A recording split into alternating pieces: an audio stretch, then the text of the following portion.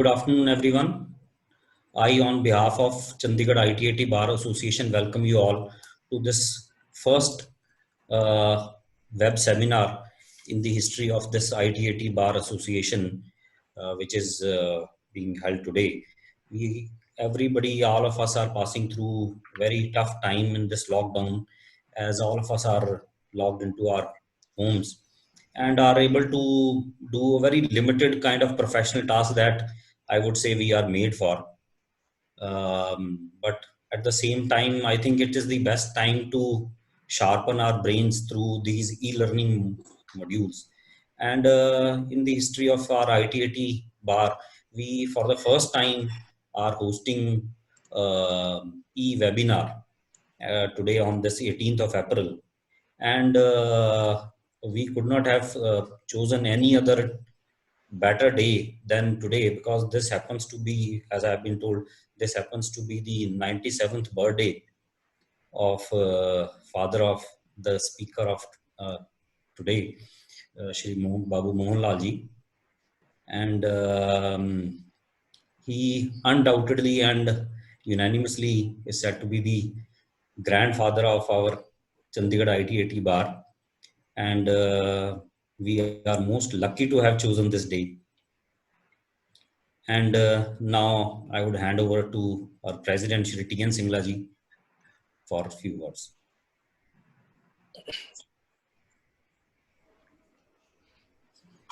Hello. Hello. Hello, hello. Hanji sir. Hello. Hanji sir, please. Hanji. Good afternoon to everybody, and welcome to all our professional colleagues. As explained to you by Shri Parikshit Agarwal ji, Mr. Ashwini Gupta ji was very kind to give his consent for today's webinar.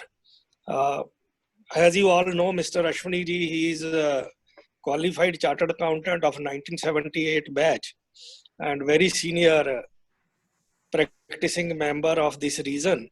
His father was, so I don't have any words to explain, late Shri Mohanlal ji, he was known in the total NWR, and what to talk about NWR in whole of India in the income tax matters. And Ashwini ji is also pioneer in this field.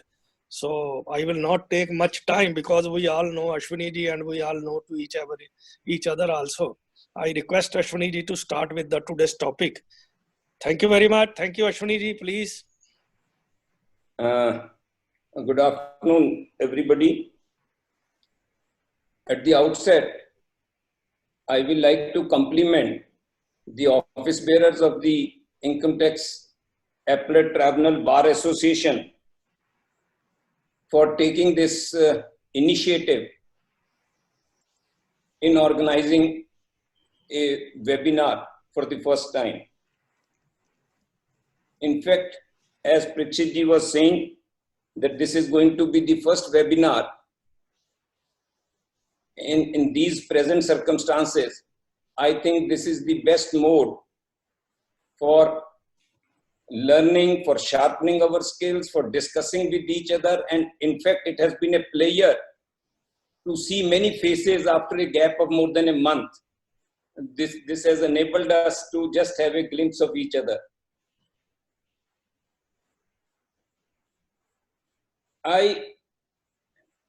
In fact, I will like to place on record my heartfelt thanks to the office bearers of the Bar Association for providing me with this opportunity to be with all of you, to share my views and in fact have views of all of you on this very burning topic with which we will be grappling in times to come, because the time was right now, but because of all this happening, probably this has delayed the attending of appeals in these matters. But I think each one of us will be eagerly awaiting when the situation becomes normal, so that we get back to our work and start representing before different authorities. Now, the topic for today is a discussion on issues arising from income tax assessment framed involving demonetization. So I feel there is a demon in the demonetization. If you ask me honestly, I feel like comparing this topic of demonetization with the present situation arising in the country, not only in the country, but worldwide, that is the corona. It is corona of income tax. Why I say so? Because the seeds for this corona were sown in the year 2016, when section 115, when demonetization took place. If we go back to the slight history of this, when demonetization was announced by the Honorable Prime Minister on 8th of November, and subsequent amendments, which we will be dealing one by one. So at that point of time, the rate of tax, when demonetization was announced, the rate of tax was 30% if somebody declares any extra income. But then because of the subsequent amendments in 115 BBE, the entire situation, the entire scenario changed. And that corona, in fact, came into effect in the month of, let us say, October, November, December 19, when every addition which was sought to be made by the assessing officers, by left or right, whatever, they tried to invoke the provisions of section 115 BBE. So that is why we all know the consequences of corona, whatever is happening worldwide.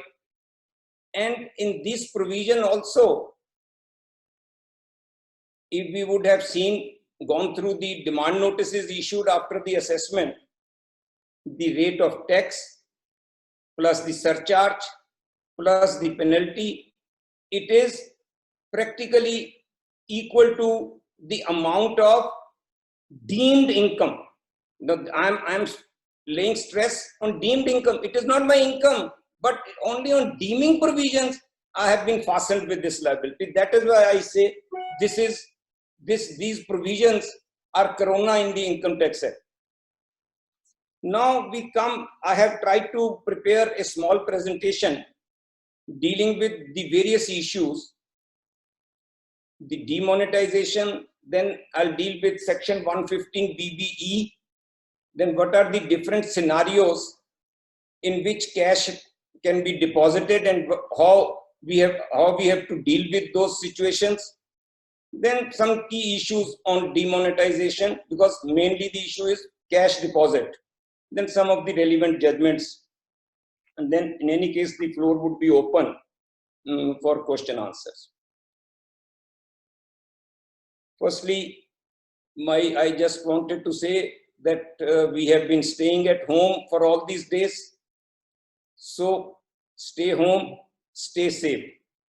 We are certainly passing through very challenging times, as each one of us is aware. Why do I say challenging times?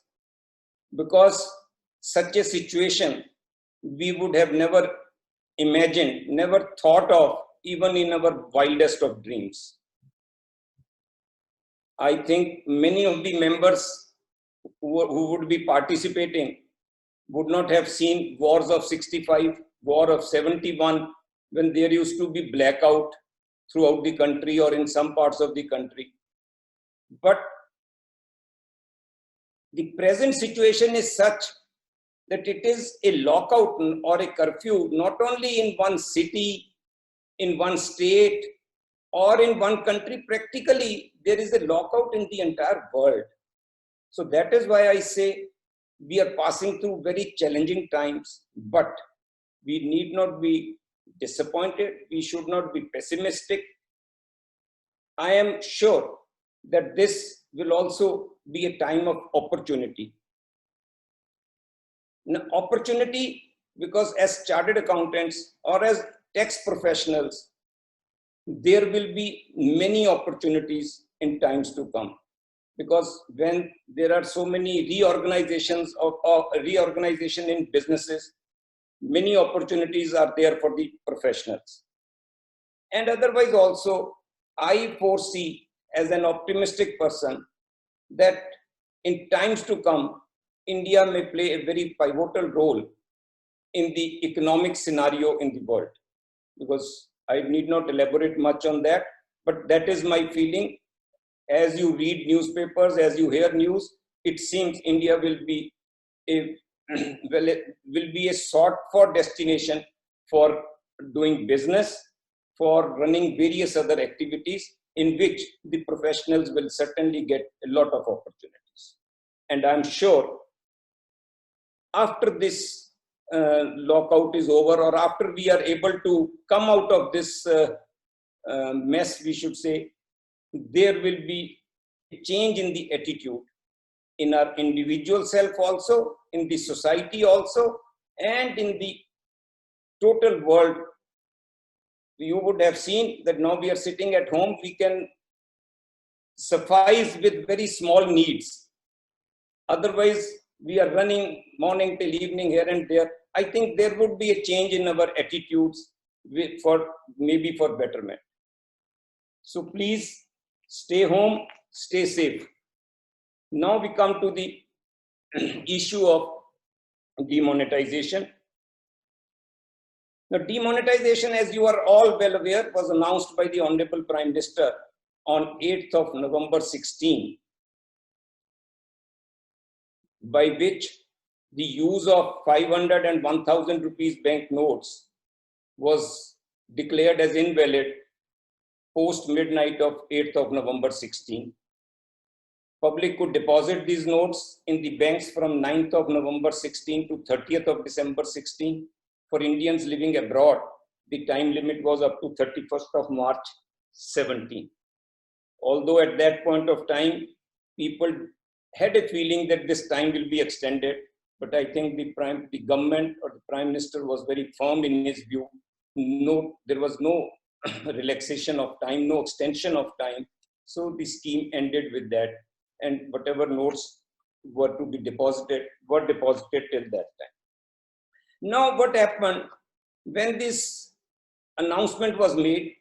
Lot of queries were made from the tax professionals that if I have money, if I have cash, and if I deposit it, what can happen? The unanimous view was that if you deposit this amount in the bank account and declare it in the return of income for assessment year 17-18, you can at best be liable to pay tax at the rate of 30%. This was the unanimous view, that 30% tax, and there can be no levy of penalty. Although in the beginning, many officers of the Government of India came on screen and they said, no, if you declare it in the return, you will be liable to penalty. But ultimately, the view was that if somebody declares this income in the return, there can be no penalty, and the maximum rate of tax could be 30%, as was there in section 115 BBE at that point of time. Now the government thought that this is not, this was never the intention, because the government had already come out with the IDS and with some other schemes where rate of tax was 45%, and so they thought that this is not proper. So an amendment was carried out in section 115 BBE.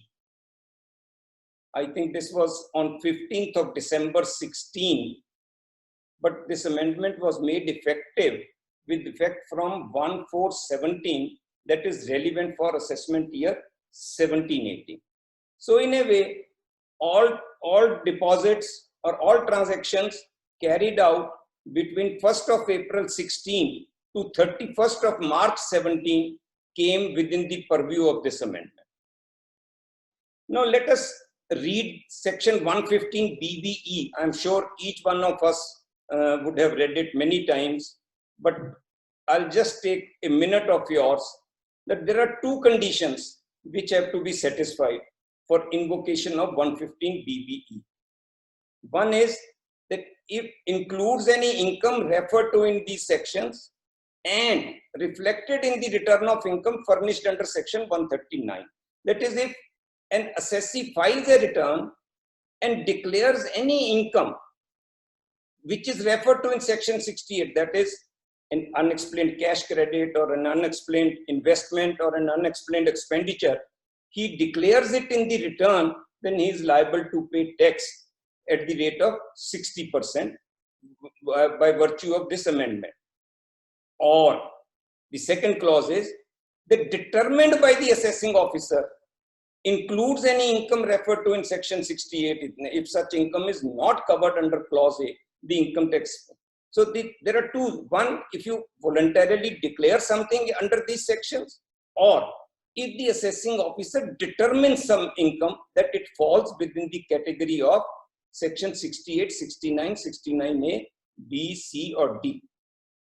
So why I want to lay stress on this provision is that the onus is on the assessing officer to determine that the income which is going to tax is to be included under section 68, 69, 69A, 69B, whatever.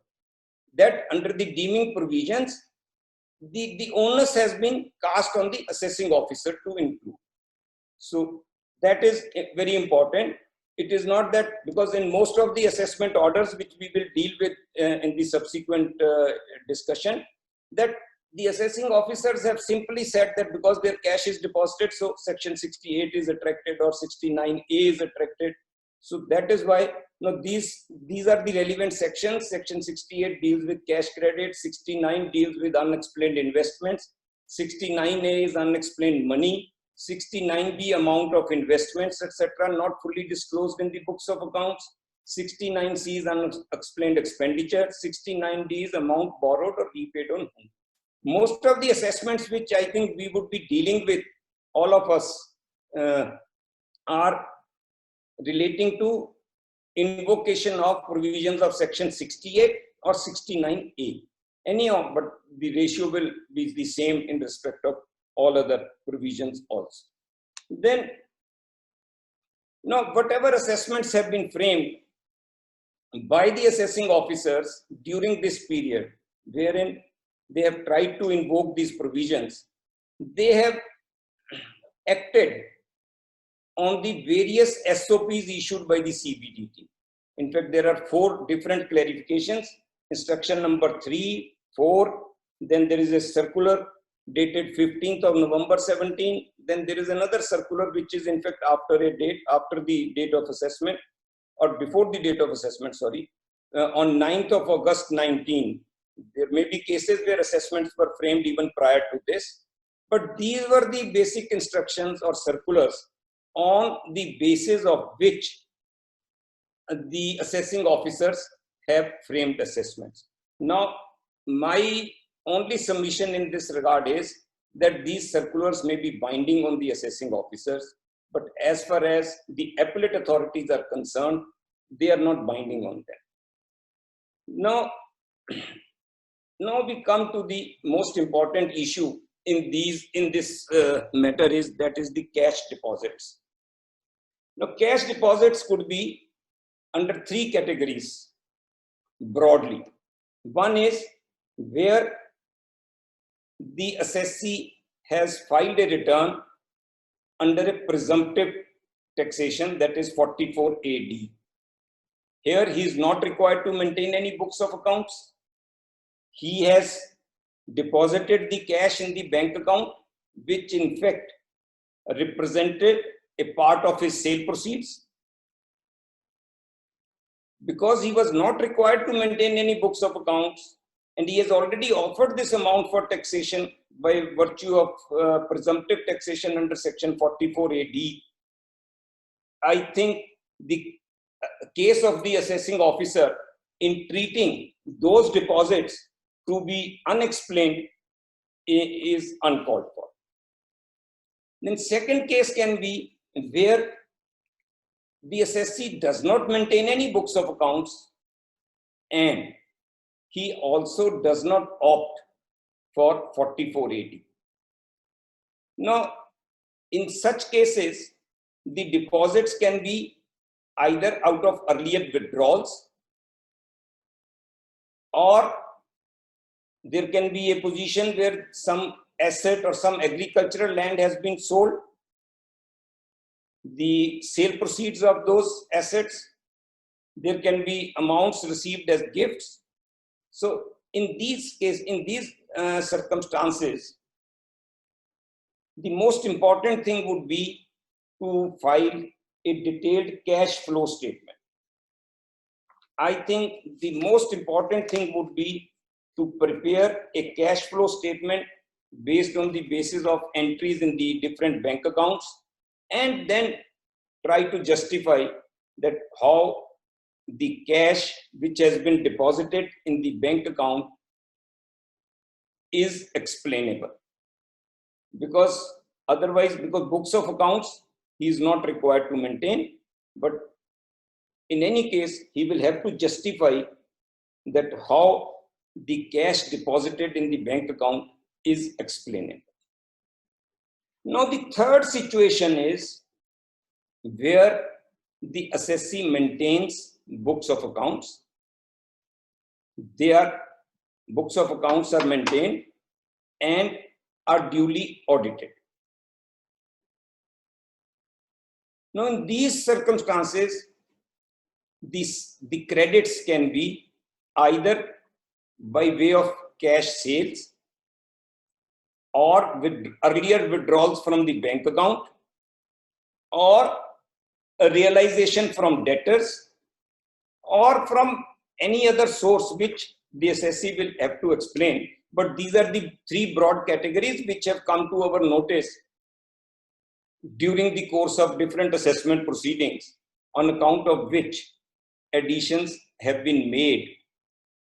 Now, apart from this, where there were, let us say, some cash credits, loans raised during the year under assessment, that is 17-18, there also, if we have not been able to prove the genuineness of the loan, that is during assessment year 17-18, there also provisions of section 68 have been invoked. And if 68 has been invoked, then naturally 115 BBE will also come into play. So that can be another, that is another issue, but that does not deal with cash deposits. Now I have tried to draw a list of some of the key issues which can arise or which have arisen during the course of assessment proceedings, and which will be relevant in the appellate proceedings also. Now the first issue is that whether the assessing officer has rejected the books of accounts. Now we are dealing with a scenario where the assessee maintains proper books of accounts. They have been duly audited, all compliances made.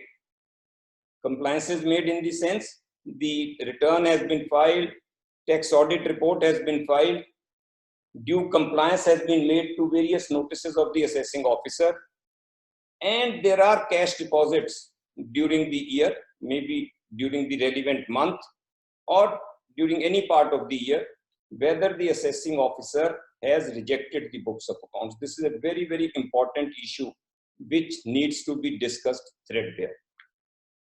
Now, firstly, what are the issues which can arise in the rejection of books of accounts? Because most of the assessments this year have been on the by basis of an e-assessment. The notices have been issued on the portal. The replies have been filed on the portal. Now, the first issue is whether during the course of assessment proceedings, the assessing officer ever asked the assessee to produce the books of accounts. Was according to my humble understanding, in many cases, in most of the cases, the assessing officer has not even asked the assessee to produce the books of accounts. So if he has not asked the assessee to produce the books of accounts, the question of rejection of books of accounts does not arise or should not arise. Now, the second issue is he has asked the assessee to produce the books of accounts. Now, the assessee has either given his, he has sent the books by mail, he's given access to the books of accounts, or in some cases it might have happened that he might have asked the assessee to produce the books of accounts physically. So if he has asked for the books of accounts and the assessee has complied with that direction, then the question arises that before rejecting the books of accounts, did he give a specific opportunity to the assessee for the rejection of books of accounts, stating some reasons that why he wants to reject the books of accounts. In most of the cases, you all would have seen that it is just one liner that the assessee writes that I attract provisions of section 145(3) and reject the books of accounts. Now, there is no reasoning given. After all, the books have been maintained. They have been duly audited by a chartered accountant as statutorily required under the provisions of the Act. So merely to say that I reject the books of accounts will not be a sufficient ground in the appellate proceedings for upholding this action of the assessing officer to reject the books of accounts. So these are various issues which need to be examined as a professional, that what has been the course of action adopted by the assessing officer. Then the next issue would be whether the assessee has maintained complete stock tally. Now, if the stock tally has been maintained, then in most of the cases, those details would be there in the tax audit report. Now, if the assessing officer has asked to produce the stock register, I'm sure the assessee would have complied with that requirement. Now, if for some reason, at some stage, in some case, we have not been able to comply with that requirement, I think we must examine this issue, that do we need to file this as an additional evidence before the CITAP? Because this factor or this issue must be strongly represented. If the quantitative details are there, they must be made available. If already made, it is fine. If not made, they must be made available before the CITAP, maybe with a specific request and prayer under Rule 46A of the for filing of additional admission of additional evidence. Then the next issue would be, now this is a very important issue. Has the AO accepted the sales as declared in the books of accounts? Now, because in most of the cases, at least I have not seen any case in which the assessing officer has computed the income in some different manner. He has started the computation by taking the figure of net profit as per P&L account. Now, if on the one hand, he is, for the purposes of computation of income, he is accepting my profit and loss account, but in the other breath, how can he say I'm rejecting the books of accounts? Because if he has taken the profit as per my P&L account, that is on the basis of the books of accounts maintained by me. So there is no reasoning that on the one hand, in the same assessment order, he accepts my profit and loss as per my P&L account, and on the other side, he just makes a mention that I'm rejecting the books of accounts. And the sales which have been declared in the profit and loss account, in the trading account, he has accepted those sales. after all, if he has accepted my sales and I say that the cash deposited in the bank account is a part of my sales consideration, then it tantamounts to a double addition. There are many judgments on this, that it will tantamount to double addition. Now the next question is, has the assessing officer doubted the purchases? Now, after all, whatever sales I have made are either out of the opening stock or out of the purchases made during the year. Now, opening stock is a matter of record, because whatever was my closing stock last year is my opening stock this year. That he has accepted. And purchases, whatever I have made during the year, he has not doubted. The closing stock shown in my trading account, he has not doubted. Then where is the question of doubting the sales, which have also been declared by me in my trading account, but merely because I have deposited cash in the bank account and it happens to be the year of demonetization, so the sales are not being accepted. Now, sales are not being accepted merely because I was not making cash sales earlier. This can be one of the reasons, or abnormal increase in cash sales during this period. So these are only subjective issues. But if we go to the brass tack, if I am maintaining my books of accounts and all the other figures of the trading account have been accepted, then there is no reason why my sales should be doubted. And he has not, in any case, he has accepted the sales also. He has not doubted my purchases also. So this is a very important, I think, issue which needs to be stressed upon during the course of the appellate proceedings. Now, next issue is, which I have taken, is that there have been cases where there has been either an action under section 133A or action under section 132 after the date of demonetization, because in many cases you all are well aware that where huge cash was deposited, the department did try to take action either under section 133A or 132. Now, we must look at it from that angle also, that if during the course of physical inventory conducted during survey or search, no difference is found in the stock, then where is the question of doubting my sales?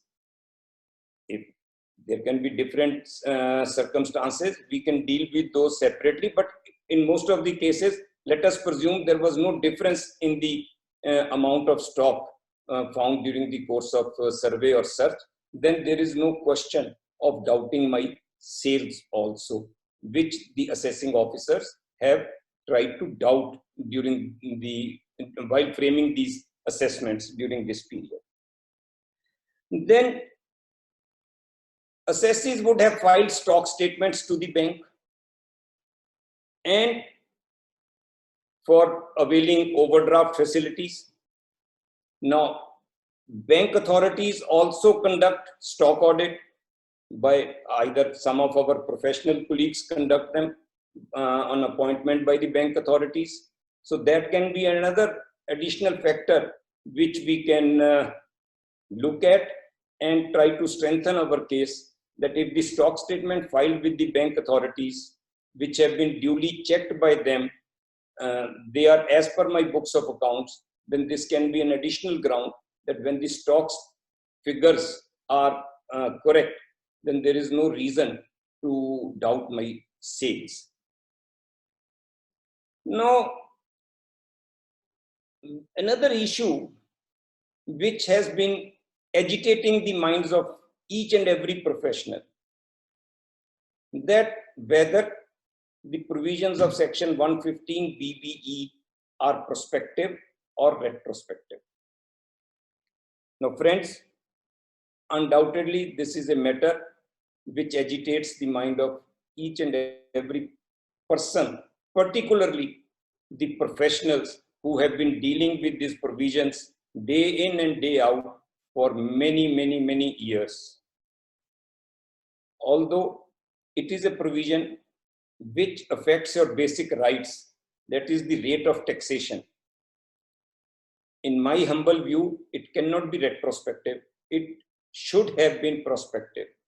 But the legislature, in its own wisdom, made it effective from 1/4/17, that is assessment year 17-18. Now, as the law stands today, it is the provisions of 115 BBE are relevant for assessment year 17-18.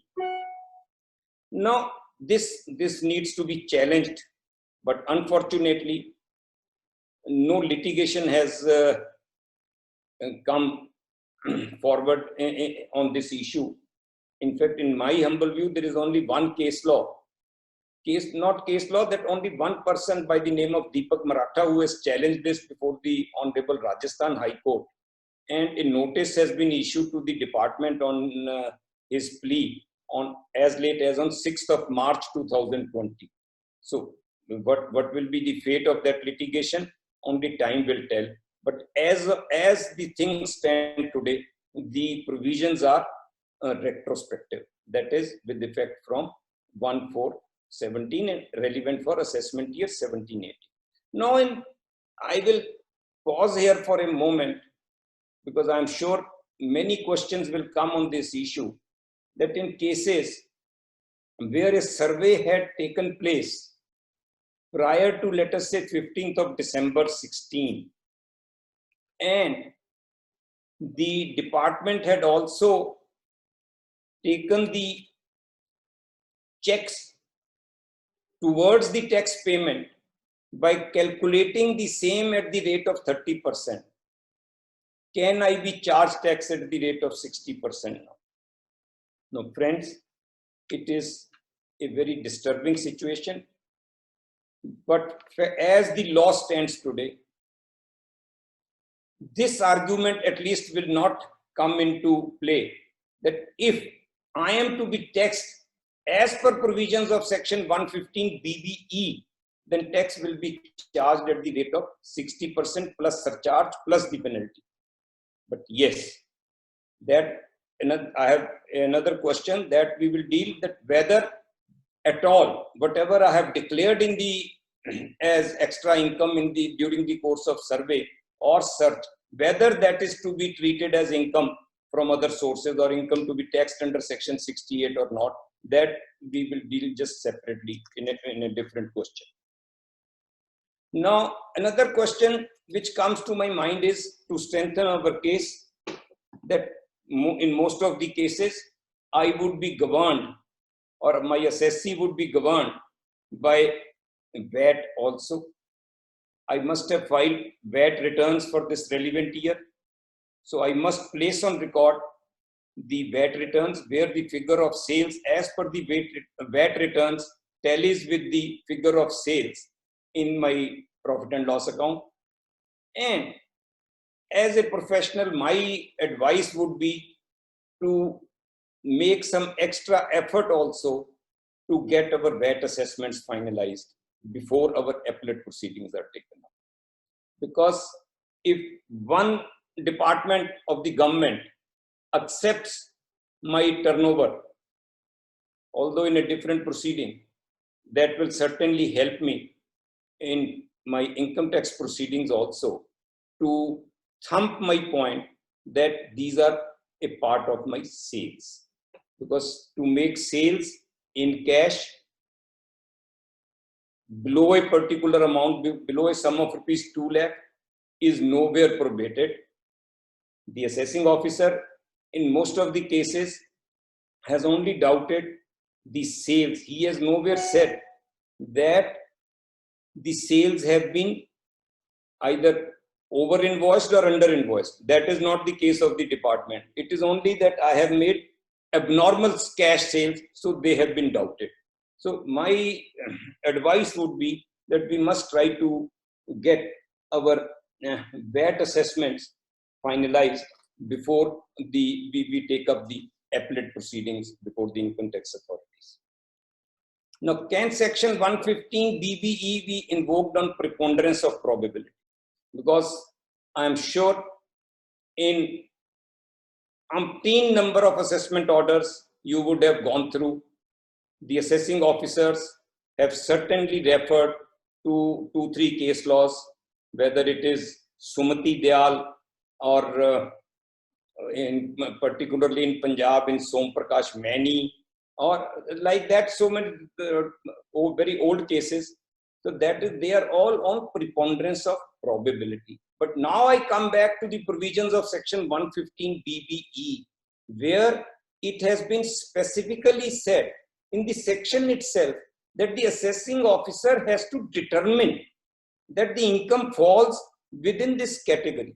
It is not that he just on probability he can do it. He has to determine, he has to give a specific finding to this effect that yes, this income is not explained. So my humble view is that it cannot be invoked on preponderance of probability.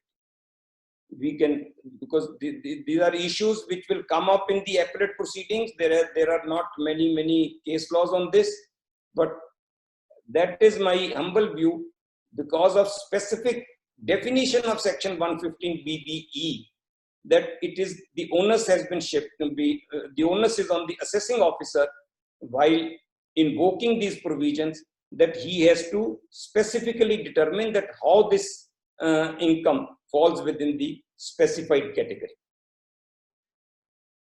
Now, another issue which comes to my mind is that has the AO treated the entire cash sales as unexplained, or only a part of it has been?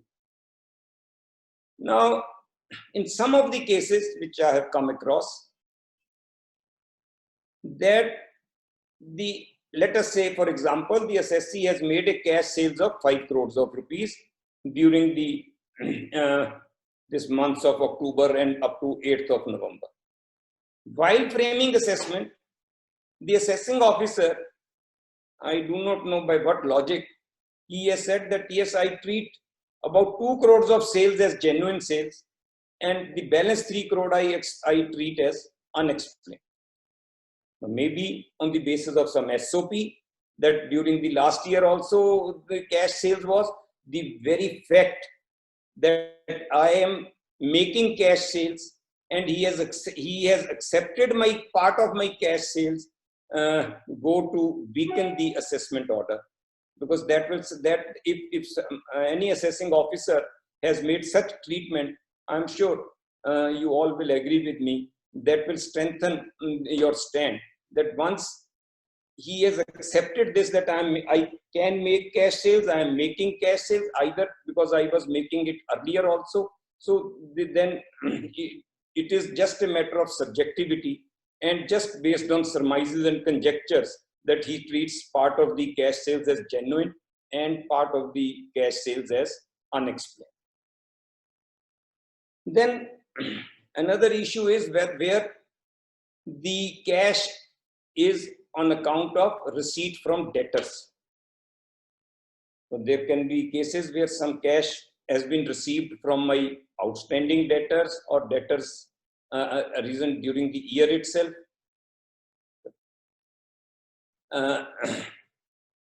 Now, if any query was made by the assessing officer during the course of assessment proceedings, I am sure you would have filed the confirmation from debtors. And if he has not accepted that without giving any reasons, I think his stand is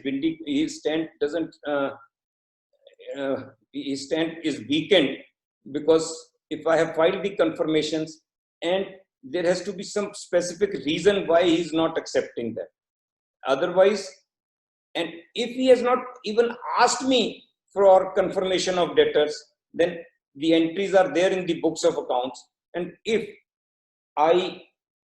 in fact, my suggestion would be, if he has not asked for those confirmations and he has still doubted those, then we must try to obtain those confirmations and file them as additional evidence before the CITF to strengthen our case.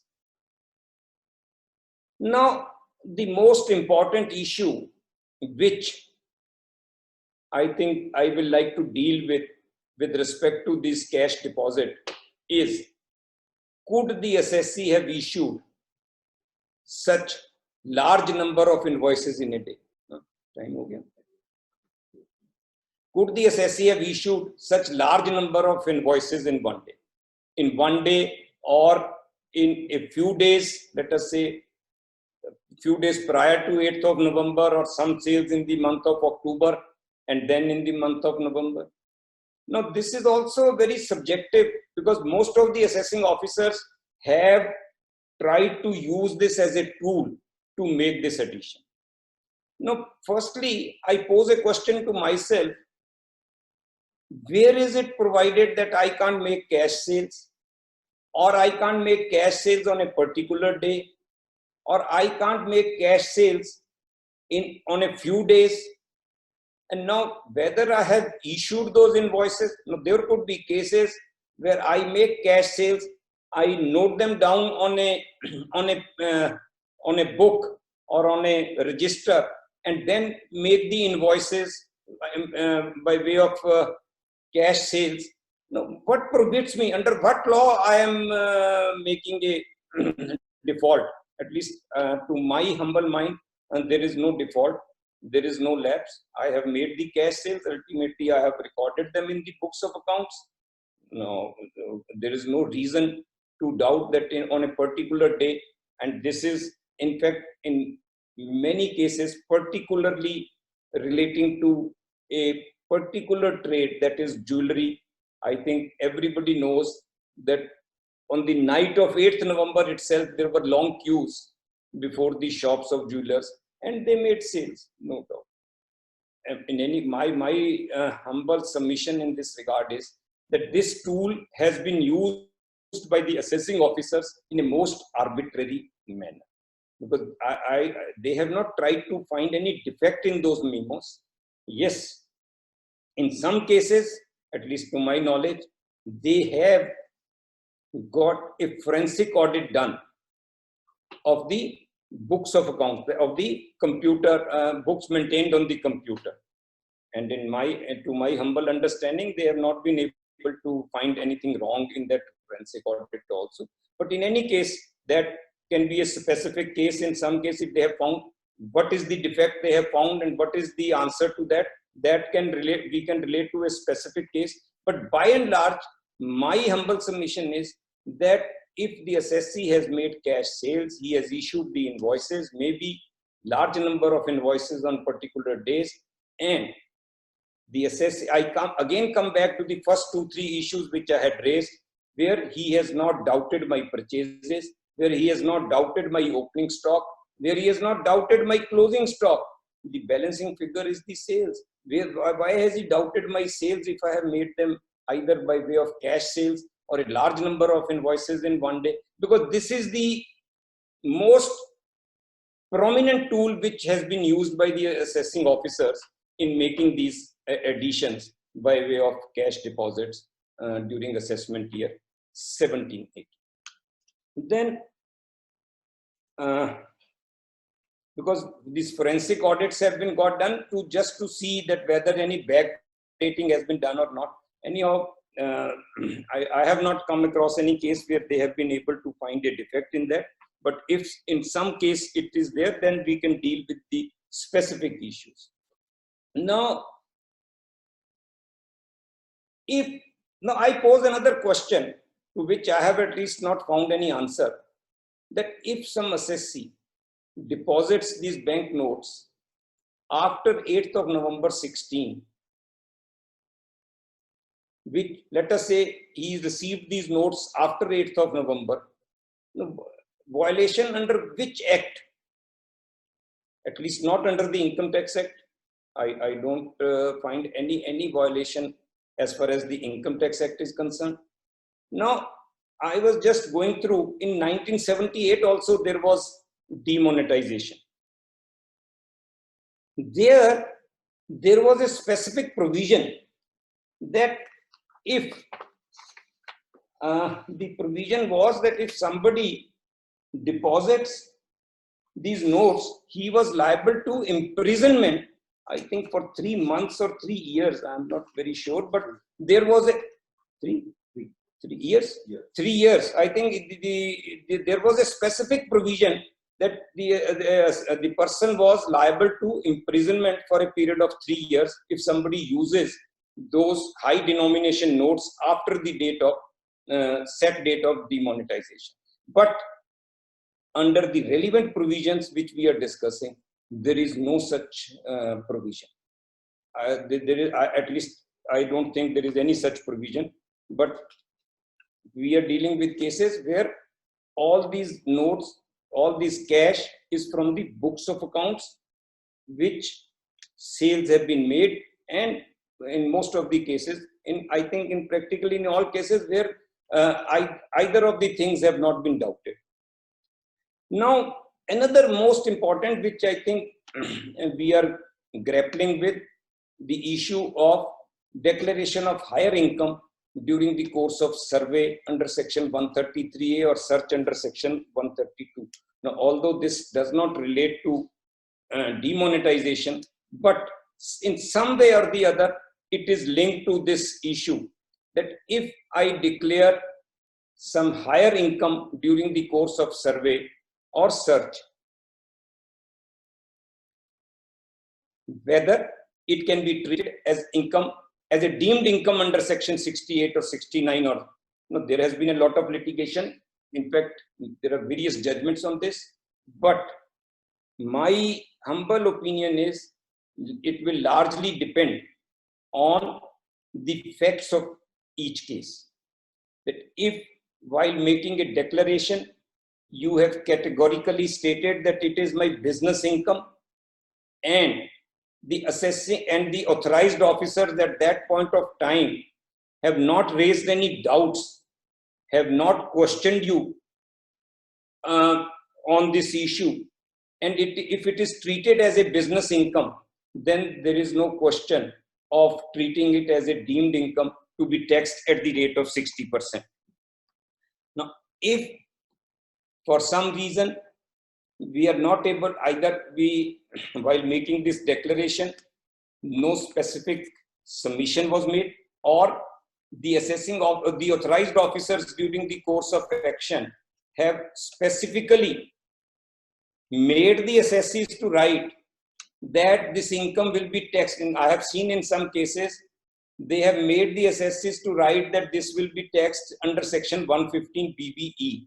Although at that point of time, 115 BBE was saying only 30% of tax. But because of this amendment, now they might have to pay tax at the rate of 60%. So this ultimately will also depend on facts of each and every case, that how the income has been declared and how it has been treated by the assessee, by showing it in, by including it in the profit and loss account.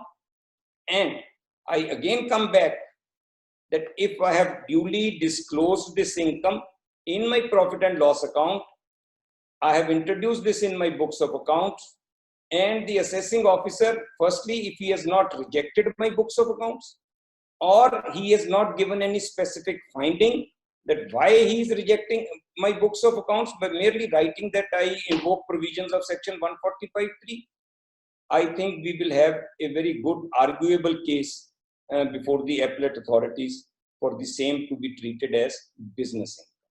So these were some of the issues which came to my mind could be relevant for the during the course of appellate proceedings in such like cases. But as you all are, I'm sure you would be ready with some questions or any sort of discussion. We'll certainly like to take up those issues after this. I've just prepared, because as I said earlier, there are not many judgments on this issue, but under the new provisions, there is hardly 1 or 2 judgments. One is against the assessee, one is in favor of the assessee. I have listed all these judgments, but these judgments are as per the earlier provisions, wherein I think in most of the cases, it has been categorically held that where the sales have not been doubted and the cash has been deposited out of the sale proceeds, and the assessee had sufficient stock with him in his books of accounts, it cannot be treated as income from other sources. So these are some of the judgments I have just listed. As far as under the present provisions, only judgment which came to, I think, one or two judgments. One is the Delhi bench judgment in the case of Exxon Global, and there is another judgment of the Jodhpur bench, I think, in the case of Lavish Singhal. Otherwise, there are not many judgments on this issue. So, friends, I have tried to cover up the various issues which came to my mind. I'm sure there would be many other issues which would come to minds of many of my professional colleagues. We will certainly like to have a further discussion on this. But once again, thank you very much for giving me this opportunity. Before I close my deliberations on this and we come to the question answer session, I will certainly like to say that we as professional colleagues play a very, very important role in the society at large, because I'm sure you all will agree with me that chartered accountants, as the government, as our institute says, we are partners in nation building. In many spheres of the social events, chartered accountants are playing a very, very important role. And we are passing through a very, very turbulent time, very difficult time. By and large, our professional colleagues are, I think, better placed in various sections of the society. But at this juncture, I am also aware of the fact that most of our professional brethren are engaged in rendering some or the other service to the society in whatever way. But my only request is that each one of us, in whatever small way, हम जिस भी छोटे से छोटे तरीके से कुछ भी अपने समाज के लिए कर सकें, हमें अपना समय, हमें अपने साधन उस तरफ जरूर लगाने चाहिए, क्योंकि ये समय ऐसा है जिसमें कि बहुत से सेक्शंस ऑफ द सोसाइटी ऐसे हैं जो कि वास्तव में बहुत ज्यादा सफर कर रहे हैं. हम जिस तरह से भी उसमें कुछ किसी भी तरह से अपना योगदान दे सकें, हमें अवश्य देना चाहिए. I think this we will be serving our profession and the society at large. Thank you very much. Thank you so much, sir. It's just a pleasure taking so much knowledge from you today.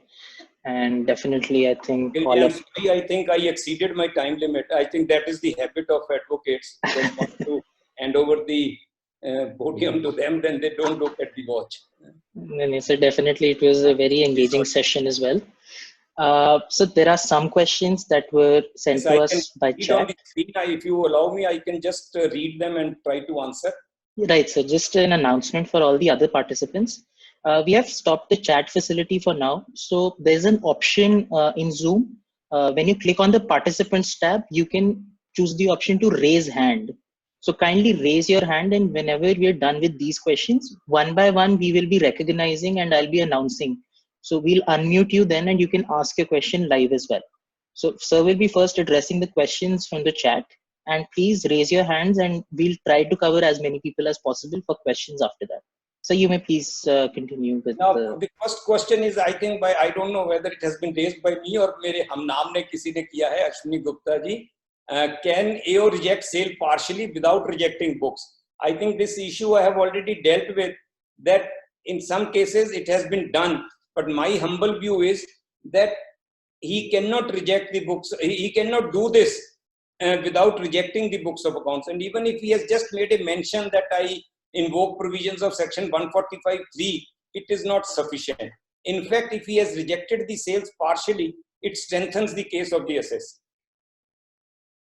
Then the next question is by Shri Neeraj Arora.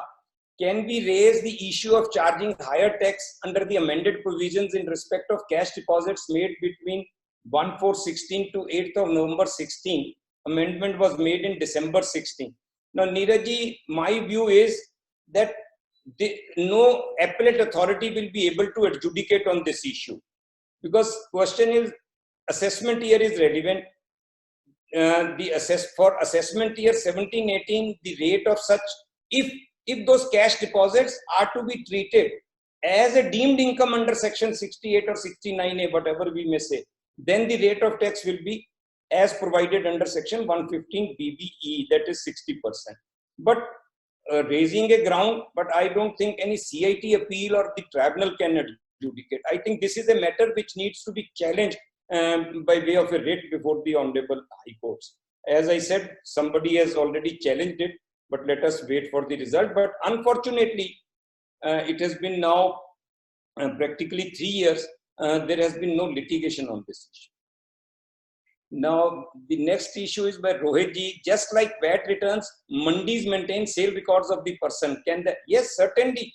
Any evidence in respect of the sales made, which are governed under any other act, to my mind, only a VAT return came, but it can be the mandis, it can be any other organization where I am statutorily required to maintain some record. And if I have maintained that record, I must produce it. If I have not produced it before the assessing officer, I must try to produce it before the appellate authorities at the first available opportunity. Then the next question is by CA Vipin Gupta. Can addition under section 68 be made in the hands of the legal heir in representative capacity and assess under section 115 BBE? Now, if an assessment is being made in the hands of the legal heir, then why can't an addition under section 68 be made? I don't think there is anything to stop, because if proper assessment, the legal assessment is being framed in the hands of the legal heir, then any addition can be made in the hands of the that person. Can sales in specified band notes after 8th of November 16 be rejected and liable for additions under section 68? No, I think this is a question which has come from Mr. Kamboj also. I think both the questions are interlinked. Is there any penal provisions if sales made in SBN after 8th of November 16? Now, I had touched upon this issue in my deliberations also. I don't think under the Income Tax Act there is any such provision. There is no such provision for any penalty. Now, but I don't think anybody has taken this stand even in the income tax proceedings that I have deposited these specified band notes by making sales after 8th of November. But I was just, when I was making my submission on this, that even if somebody had done this, there is no prohibitive clause under the Income Tax Act. So neither there is any penal provision, not because the question which has been put is that can be rejected and liable for addition. I do not think there is any case where assessee has taken this plea that I have made these sales after 8th of November. The assessing officers might have said that you could not have made sales prior to 8th of November, but that is not our case, because we would have shown these sales prior to 8th of November. We should not try to change our stand on this. Now, there is a question by Shri Nikhil Goyal. What about high increase in cash in hand on October 16? In October 16. Now, I think it will depend upon facts of each case. Cash in hand, why, how there was an increase? The assessing officer, if we are maintaining books of accounts, he can scrutinize the books of accounts and he can ask us for any abnormal increase. We are duty bound to explain that. So as I said, it could have been either by way of cash sales or receipt from the debtors or any sale proceeds of any.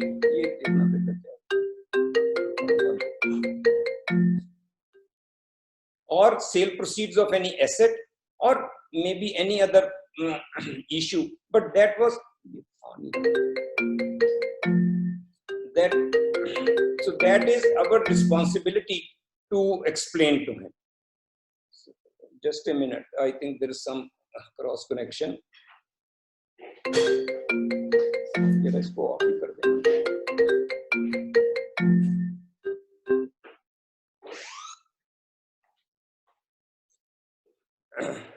So Nikhilji, I think if there was an abnormal increase in cash in hand, so that is our responsibility to explain it. If he has raised, if the assessing officer has raised that query, because otherwise, if I'm maintaining books of accounts, the increase in cash in hand will arise only in those circumstances. So if my books of accounts are there, they are audited, each and every source I have explained. He has to, if he is making an addition, then he has to doubt that and he has to prove that this such and such source is not explainable. Then I think I have already answered Kambosa. Then there is a question by Bhavya Arora, whether current year or current forward loss be allowed to be set off against. No, there is a specific bar in section 115 BBE that against this income, neither any expenditure will be allowed, nor any brought forward loss will be allowed. So, बंद कर दें, ये आ ही नहीं रहा, question नहीं आ रहा. So, of कर दें, मुझे दे देना, ऑफ कर दें.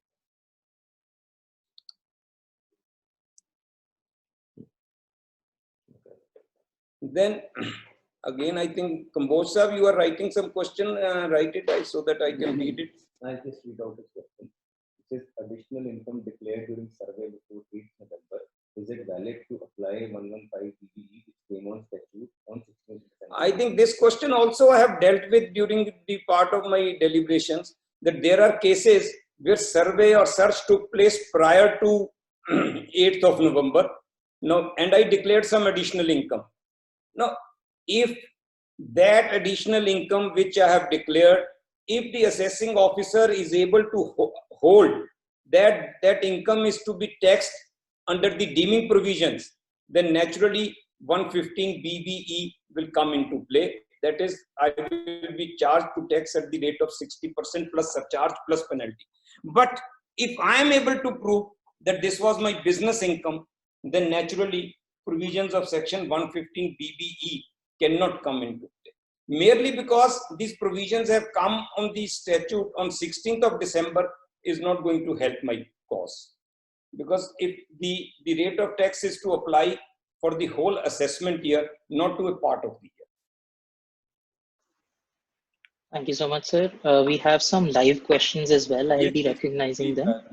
The first question raised hand is by Shri Ashok Koilji. You're unmuted, sir. You can continue with your question. Thank you, Ashwini-ji. Ashwini-ji, this is regarding stay of demand. People are facing a great problem in case they don't have any system of paying 20%. Department is attaching the bank account.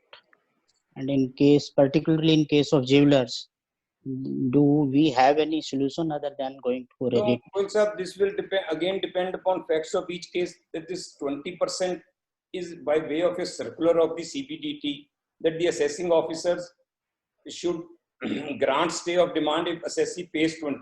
But there are various judgments wherein the courts have held that where there is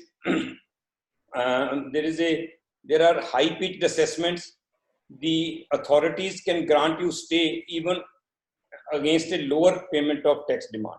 So there is no legal position. Legal position, I said there are judgments wherein courts have held that in case of high-pitched assessments, and in any case, the general principle of difficulty or the circumstances of an assessee, that will certainly apply if the assessee does not have money to deposit. One can always go and pray before the authorities, but otherwise, now in fact the situation has become much more difficult by passing of this latest Income Tax Amendment Act. this budget. Earlier, the tribunal had the power to grant stay even against the lower payment of tax. Now they have said even the tribunal cannot grant stay if 20% payment is not made. So the situation has become quite difficult for an assessor. So the next question, we are recognizing Vibhor Garg. Sir, you can start speaking.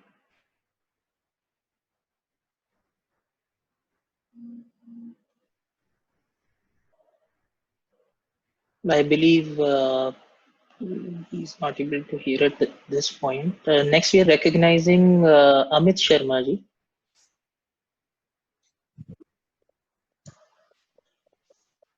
Hello, sir. Yes, please. Haji, Reena ji, you can continue.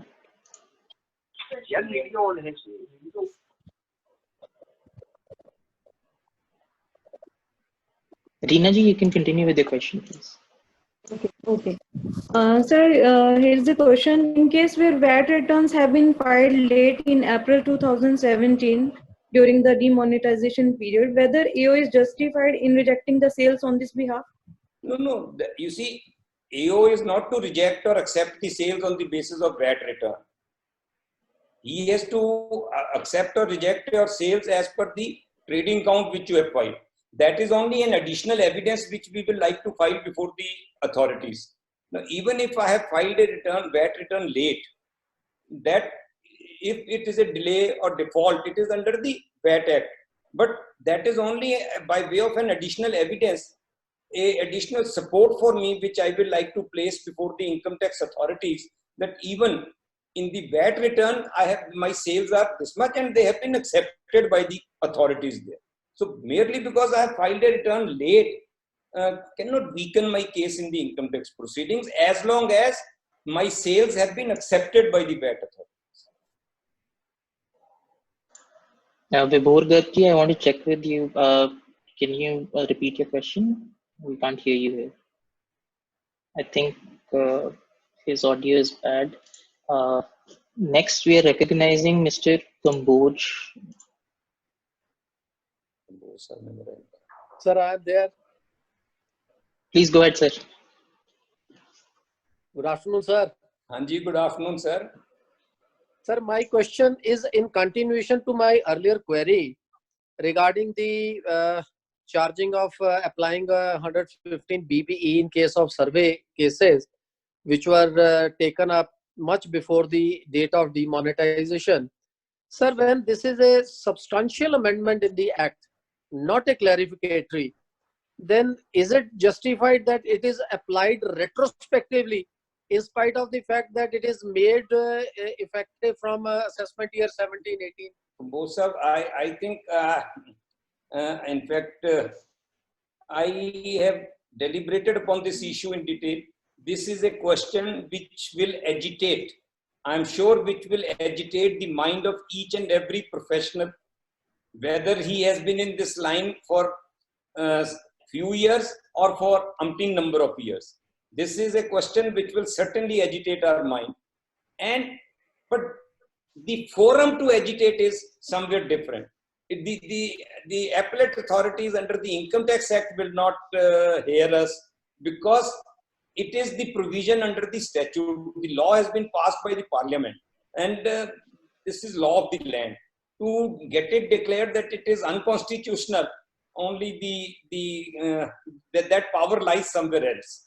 Because as on date, the Act says that for this assessment year, if a particular income is to be taxed under the provisions of section 68, 69 or whatever, under the deeming provisions, then tax has to be charged under section 115 BBE, and the rate specified is 60% plus 25% surcharge plus 10% penalty. So next we are recognizing Rohit ji. Sir, you have been unmuted. Kindly continue with your question.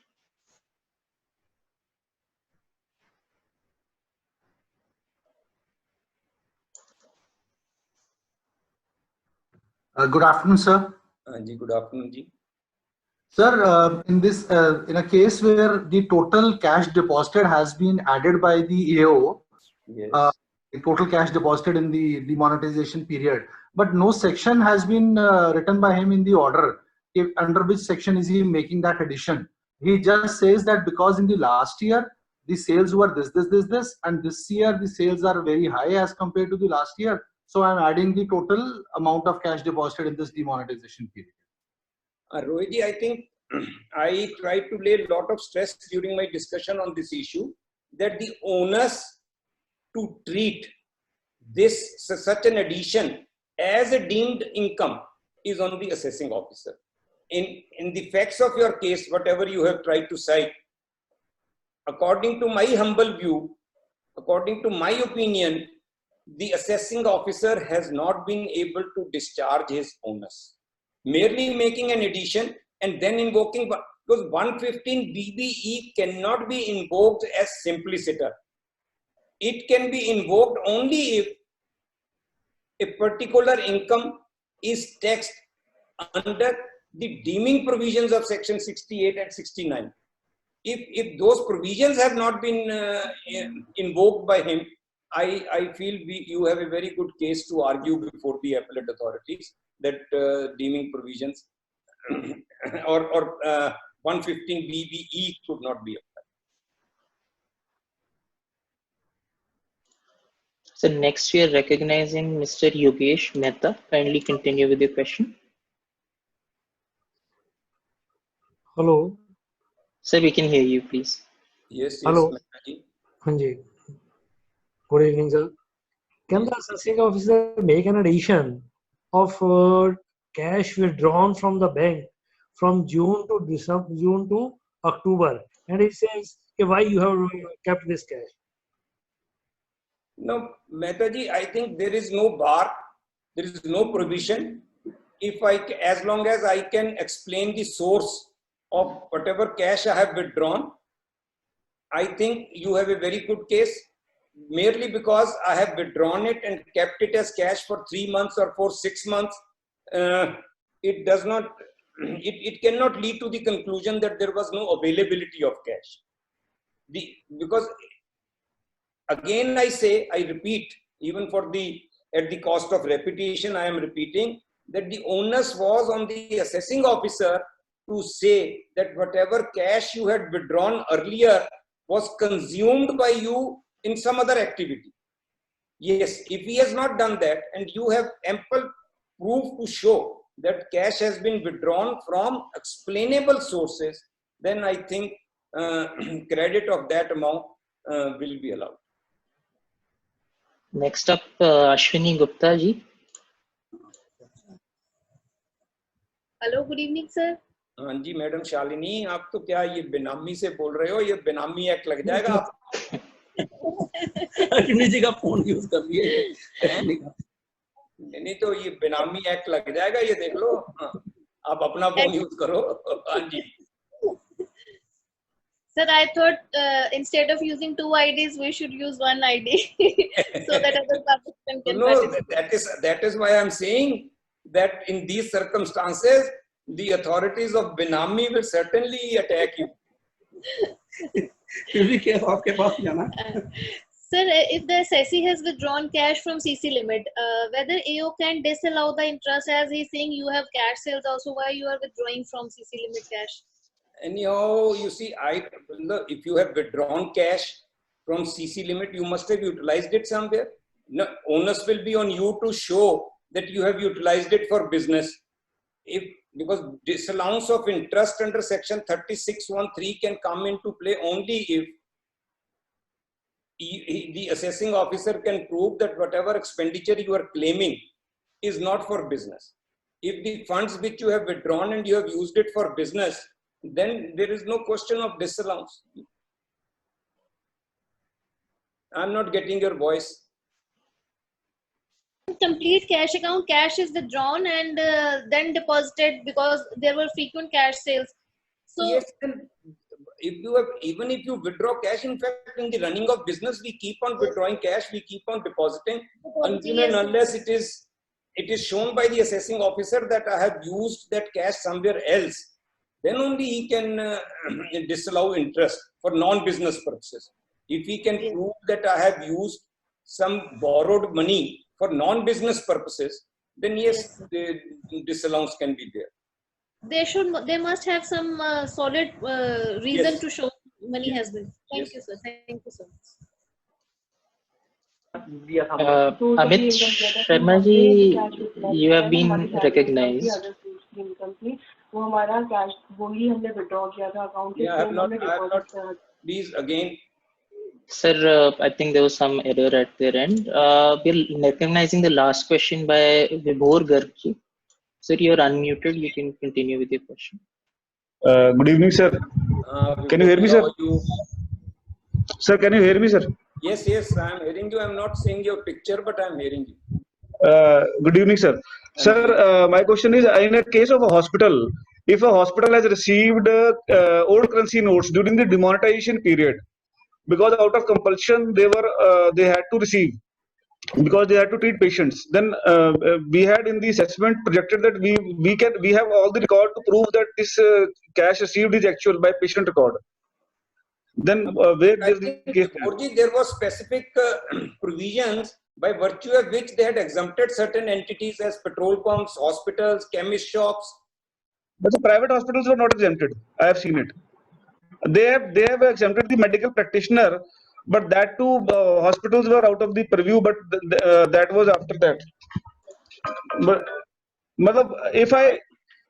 if I receive cash in old currency note and I deposit the cash into the bank account, right, then the income tax point of view, I am not receiving anything extra. I am just receiving the cash and I am depositing in the bank account. I tried to cover this issue that even if I have done so, I have shown it as my income.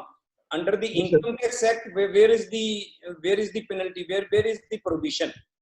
Prohibition. So where does this case stand, sir? I have around. I think before I do not know if somebody has, but in many cases, in the cases of transporters, there was a question whether only government transport or a private transporter can sell tickets in cash in old currency notes.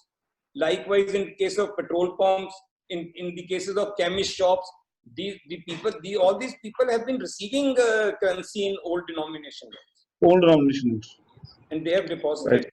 I don't think under the Income Tax Act, I don't think. Income Tax Act, there is no effect altogether. Thank you, sir. Thank you. How are you? ठीक है? गर्ग साहब ठीक हैं? ठीक है जी, बैठे हैं साथ में. Thank you, sir. Well, you have been very good manner to explain the matter, which is very hot in these days. Thank you, sir. Thank you. Sir, we don't have any more raised hands in our participants section, so I'll hand it over to Parikshit ji. Well, Gupta, I don't know. I'm just seeing one raise of hand. I'll just unmute Dugal Gupta ji. Sir, please, you're unmuted now. You can speak. Hello. Good afternoon, sir.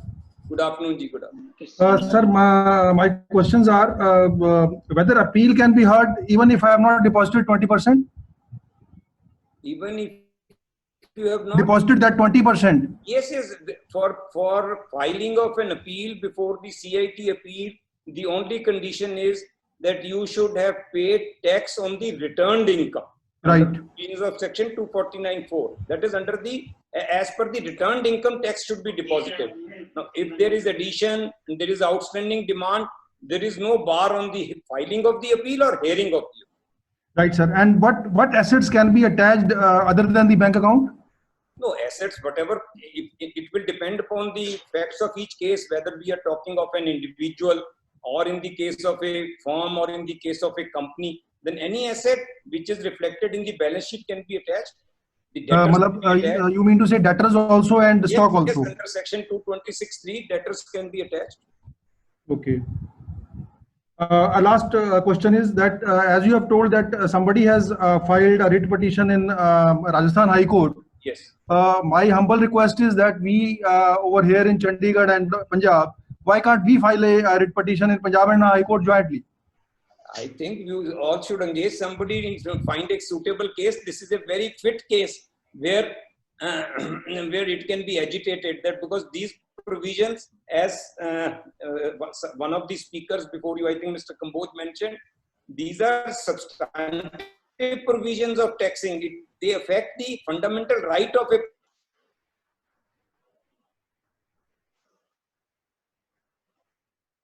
person.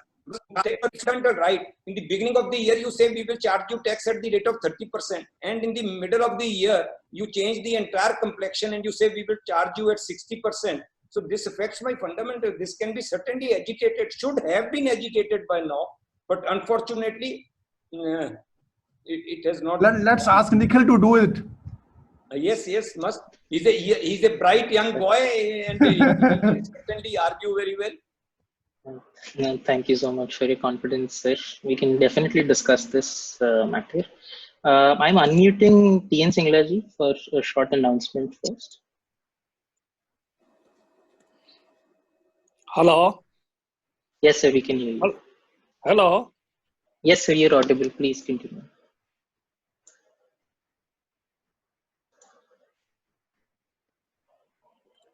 Sir, please continue. Yes. Are you listening? Yes, sir. Yes, sir. Hanji Singla sir. Hanji. Sir, I have 2-3 suggestions. Please, sir. One is we should inspect the record of the assessing officer and find out what type of inquiries he has done before observing that these are the additions to be made. Sales are bogus and this, whatever it is. So that it would be very good at the later stage that he has not done any inquiry. Secondly, sir, after this demonetization, immediately thereafter, there were news in the newspapers and other media that the photographs were there, that there was a large rush at the shops of the jewelers and all this. This all data should be collected so that we can show to the appellate authority. Actually, the sale was more on those days. Thirdly, sir, good suggestion, sir. Thirdly, sir, this was that they have, I understand this, that the department had received one circular or instructions from the CBDT regarding the additions to be made in the hands of the jewelers. And this may be agitated as a diktat from the higher authority how the assessment is to be made. And the independence of the assessing officer was... Question, I think, Singla sir, my view on this is that is only by way of some suggestion. They would not have discussed that in the assessment order that we have been... Yes, but if anybody can find out that and has hand to that, then that can be used. The SOPs or the circulars which I have just mentioned in my deliberations, that those SOPs were in that format only, that you have to look to this, you have to look to this. Because the Act says the assessing officer is to determine. And I have my personal view is that those SOPs or some sort of guidance to the assessing officers that how you have to conduct an inquiry. Because it is not that you have to make an addition, how you have to conduct an inquiry with respect to the deposit of cash. But I don't think that is prohibited. No, what I am talking is I understand that there was some instructions regarding additions in the hands of the jewelers. Not to my knowledge, not to my knowledge. But I understand, I am not sure. I am also. But we will try to find out. There could have been no such blanket instructions. Okay. The another suggestion is that whether we have submitted before the assessing officer or not, like the balance sheet, GST or VAT return, whatever it is, at that time it was VAT return, and cash book pages from the 1st of November to 31st of December, and sale bills, stock register, whatever proof we have, that we should attach in the appellate authority so that it can be taken over. I have already made this suggestion. But not as additional only, otherwise also. If we have submitted. If I have filed it before the assessing officer, well and good. If I have not filed, I should file it at the first available opportunity. If some CAG appeal raises a doubt, no harm in it additional evidence by invoking Rule 46A. Secondly, sir, up to 16th of December, when this amendment came into existence, आपने चाय अकेले अकेले ही मतलब ये गलत बात है, मतलब ये हमें भी चाय के तो हम भी हकदार हैं. सर चाह तो हम चंडीगढ़ आऊंगे ताई पिलावांगे जी हम ਉੱਥੇ तक के पिलाइए करता प्रेसिडेंट साहब ਨੂੰ ਤਾਂ ਕਰ ਹੀ ਸਕਦੇ ਆ, मतलब देखो कोई भी सेमिनार ਹੁੰਦਾ है, ਉਸ ਤੋਂ ਬਾਅਦ ਚਾਹ ਤਾਂ ਪੀਤੀ ਜਾਂਦੀ ਹੈ, ਹੁਣ ਜੋ ਮਰਜ਼ੀ ਚਾਹ ਤਾਂ ਕਰ ਲਓ। ਹੋਊਗੀ ਨਾ। ਬਿਲਕੁਲ ਜੀ। ਹਾਂਜੀ ਸਰ ਸੌਰੀ ਸਰ, ਲਾਈਟਰ ਵੇਨ। ਹਰ ਲਿਹਾਜ਼ ਨਾਲ ਤੁਹਾਡੇ ਐ ਨਹੀਂ, ਤੁਸੀਂ ਜੋ ਮਰਜ਼ੀ ਕਹਿ ਸਕਦੇ ਹੋ। So ਮੈਂ ਤਾਂ sir, I wanted to make these suggestions only that it is better. Otherwise, you have covered each and every aspect of the discussion. Yeah, And, thank you very much, sir. I tried my best because shortest possible time. I thought if we can all discuss all these issues because they will come to everybody's help. But I'm really obliged you gave me this opportunity. Sir, another suggestion is that everybody should go word by word what has been asked in the questionnaire by the assessing officer and what he has submitted, and thereafter come to the conclusion that क्या उसने मांगा था, क्या दिया और क्या उसने income tax में हर केस के फैक्ट्स पे डिपेंड करेगा। जी जी जी जी जी ठीक है, thank you sir, thank you. Parikshit sir, if you could take over.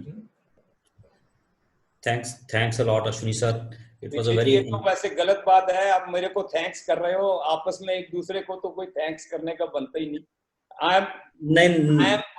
I am a part of you, and आज हम जहाँ भी हैं, it is because of these bar association only, or otherwise we draw our strength only from the association, from love of each one of you. I agree, but still, sir, we have always been growing, looking up to you always, sir. It's my privilege.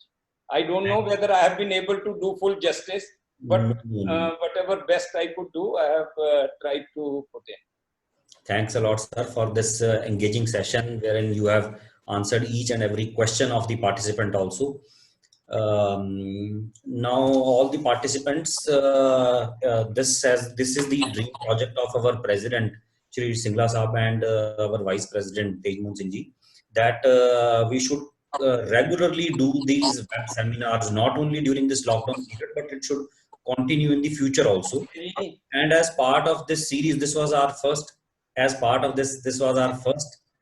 seminar, and we had requested for the second one to our another stalwart Sehgal Saab, and he has accepted to our request, and that has been programmed for Monday, that is on 20th. And the issue is going to be regarding service of notice, taking additional grounds of appeal, filing of additional evidence, and condonation of delay in filing of the appeals. So these are the 4 areas that he has chosen to speak on that. And my request is that if there are any questions that can be put in advance, that can be mailed to the official email ID of the bar, that is of Mr. Ashok Goel, Secretary of the bar. So that can be mailed. Otherwise, all the questions can be dropped in the chat box also, and through the raise of hand that we have all seen just today. So with this, I hand over to my Vice President, Shri Tejmoon Singh.